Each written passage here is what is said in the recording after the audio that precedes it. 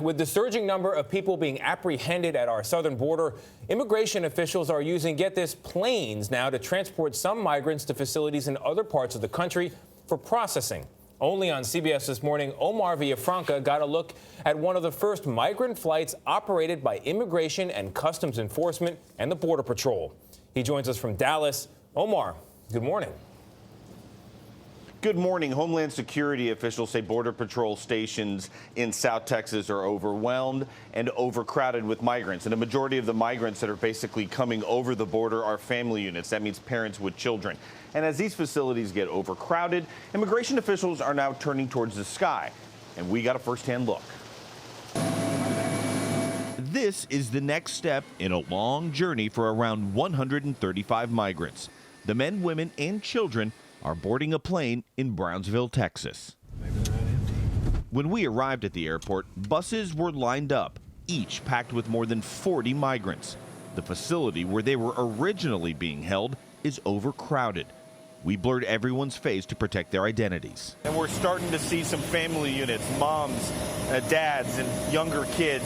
From here, they're checking their pockets to see if they have anything in them. Then they're loading them onto an airplane, and from there, that plane will take off and take them to a destination where they will be further processed. The migrants don't know where they are going.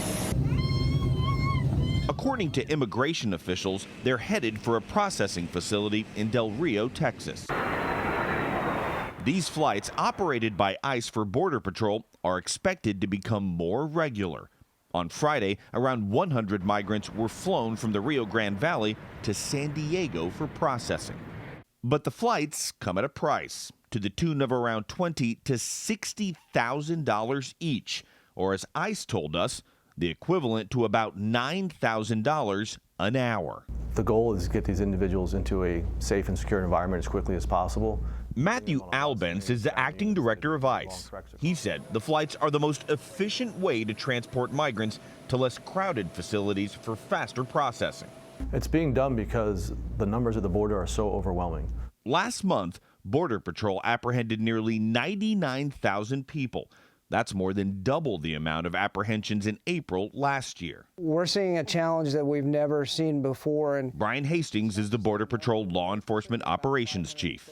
If the family units were non-criminal, we begin releasing them because we simply ran out of room. Some of those people are staying here at this Catholic Charities in the Rio Grande Valley. That's where we met Alex, who is from Guatemala. We asked him why he believes there is an influx of migrants.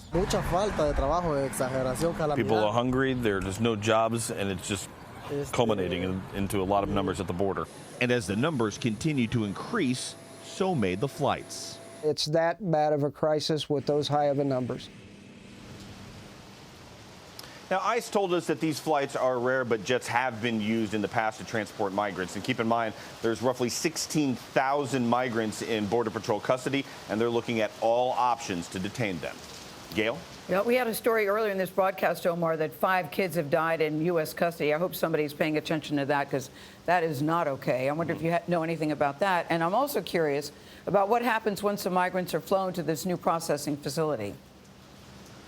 Well, once they get to the new processing facility, what we understand from ICE is that's when actually the immigration proceedings start. They are basically asked, what are they doing here? If they have a credible fear of returning to their home country, then an interview is set up with an asylum officer at a later date, and that allows them to stay in the U.S. As for the deaths, of course, we have not heard anything on that, but that's something we'll absolutely get back to you with, Gail. Yeah, it's very, very upsetting. Thank you so much.